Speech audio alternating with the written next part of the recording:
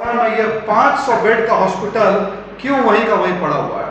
यानी एक हॉस्पिटल का स्ट्रक्चर आपने खड़ा कर दिया 500 बेड का, इसको पूरा आप नहीं कर रहे हैं 13 सालों में, और आप कह रहे हैं। राजधानी रांची स्थित भाजपा प्रदेश कार्यालय में भाजपा के प्रदेश प्रवक्ता अजय शाह के द्वारा प्रेस वार्ता को संबोधित किया गया एवं इस संवाददाता सम्मेलन के माध्यम से हेमंत सरकार के स्वास्थ्य व्यवस्था की विभिन्न बिंदुओं पर राजनीतिक प्रतिक्रिया व्यक्त करते हुए जमकर निशाना साधा।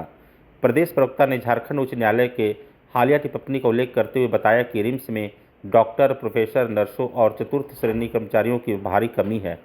उन्होंने आरोप लगाया कि सरकार अस्थायी नियुक्ति से बचते हुए आउटसोर्सिंग का रास्ता अपना रही है, जो न केवल अवस्था को जन्म देती है बल्कि संविधान के अनुच्छेद 15 और 16 के मूल आत्मा का भी उल्लंघन करता है। उन्होंने कहा कि रिम्स में जरूरी उपकरण जैसे एक्सरे, अल्ट्रासाउंड और सीटी स्कैन मशीन लंबे समय से खराब पड़ी है। यहाँ तक कि मरीज को दी जाने वाली बुनियादी दवाइयाँ तक की भी भारी कमी है। वहीं रिम्स 2 की घोषणा पर सवाल खड़ा करते हुए प्रवक्ता ने आरोप लगाया कि सरकार की प्राथमिकता जन स्वास्थ्य नहीं बल्कि हजारों करोड़ों की इमारत बनवाकर कमीशन खोरी करना है। में ये 500 बेड का हॉस्पिटल क्यों वहीं का वहीं पड़ा हुआ है? यानी एक हॉस्पिटल का स्ट्रक्चर आपने खड़ा कर दिया 500 बेड का, इसको पूरा आप नहीं कर रहे हैं 13 सालों में, और आप कह रहे हैं कि एक नया रिम्स हम बनाएंगे। इस हॉस्पिटल का क्या हुआ जिसमें ऑलरेडी जो है 500 करोड़ से ज्यादा सरकार ने खर्च कर दिए हैं? कोडरमा के हॉस्पिटल का क्या, जो कि नरेंद्र मोदी का ड्रीम प्रोजेक्ट था 2017 में, आज तक जो है ये भी इंतजार कर रहा है कब इसकी ओपनिंग होगी। यानी कि कुल मिलाकर के हमारा कहना है आप रिम्स 2 बनाइए, रिम्स 3 बनाइए, रिम्स 4 बनाइए, हमें इसमें दिक्कत नहीं है। लेकिन मोदी सरकार का जो मॉडल है, नरेंद्र मोदी जी अगर चाहते तो दिल्ली का जो एम्स है उसी एम्स को इतना बड़ा कर देते कि पूरा विश्व उसमें आ जाता, लेकिन उन्होंने डिसेंट्रलाइज किया। आज देवघर में, दरभंगा में, रायपुर में, नागपुर में, जम्मू में हर जगह एम्स खोले गए। क्यों? क्योंकि मेडिकल सिस्टम को डिसेंट्रलाइज किया गया। सरकार कह रही है कि रिम्स के ऊपर लोड बहुत ज्यादा है। अगर रिम्स के ऊपर लोड बहुत ज्यादा है तो इसका सॉल्यूशन रिम्स 2 नहीं है, इसका सॉल्यूशन है 1000 करोड़ रुपए जो आप रिम्स 2 में खर्च करने वाले हैं, उससे अच्छा है 200 करोड़ रुपए खर्च करके यहाँ के 5 प्रमंडल में 5 हॉस्पिटल्स बनाए जाए, या फिर 40-50 करोड़ रुपए का अगर आप एक हॉस्पिटल बनाएंगे तो झारखंड के 24 जिलों में 40-50 करोड़ का एक शानदार हॉस्पिटल खड़ा हो जाएगा। यहाँ के आदिवासी इलाके, चाहे गुमला की बात करें, लातेहार की बात करें, चाईबासा की बात करें, इन जगहों पर हॉस्पिटल होने की जरूरत है।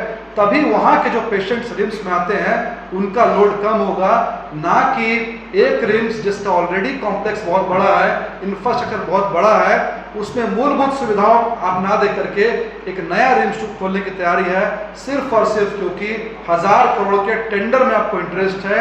बिल्डिंग बनाओ, टेंडर बनाओ और टेंडर में पैसा खाओ। स्वास्थ्य में अगर आपको इंटरेस्ट होता तो ऑलरेडी रिम्स को आप दुरुस्त करते, सिक्योरिटी के इश्यूज को दुरुस्त करते, और झारखंड के जो ग्रामीण इलाके हैं जहां पर आदिवासी जो है वापस आते हैं, अगर आप दूसरे जगह पर हॉस्पिटल के अंदर में जो 4th ग्रेड एम्प्लॉइज है, वॉचमैन है, आयुष्मान मित्र है, गार्डनर है, ऐसे छोटे छोटे एम्प्लॉइज जो है गवर्नमेंट क्या कर रही है, रिक्रूटमेंट उसका प्रॉपर ढंग से नहीं करके आउटसोर्स कर रही है।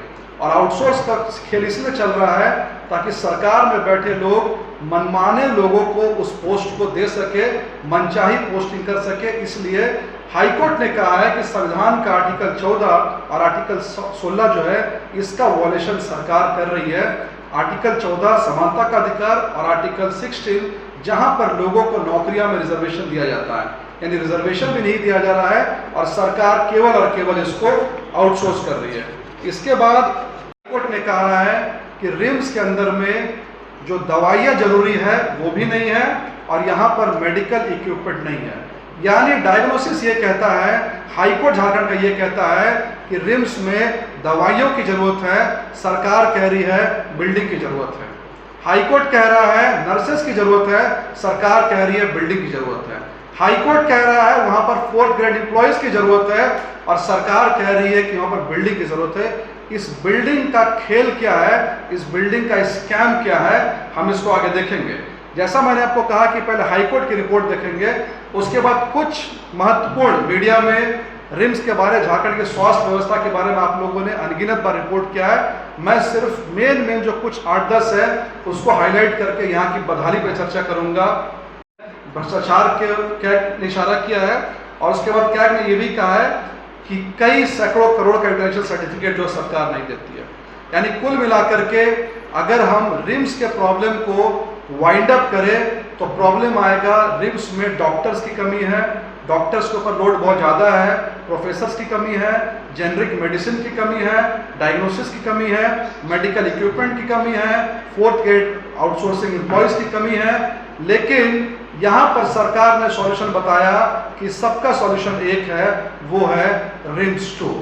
यानी हमारा एलिगेशन इसमें बिल्कुल साफ है कि सरकार को, पर्टिकुलरली इरफान अंसारी को रिम्स 2 में केवल और केवल इतना ही इंटरेस्ट है कि रिम्स 2 बनेगा, 1000 करोड़ की बिल्डिंग बनेगी, 1000 करोड़ बिल्डिंग का जो कमीशन है वो मिलेगा। यानी कि एक और टेंडर घोटाले की तैयारी में यह सरकार कर रही है। हमारा सुझाव है कि अगर सरकार वाकई में स्वास्थ्य व्यवस्था को लेकर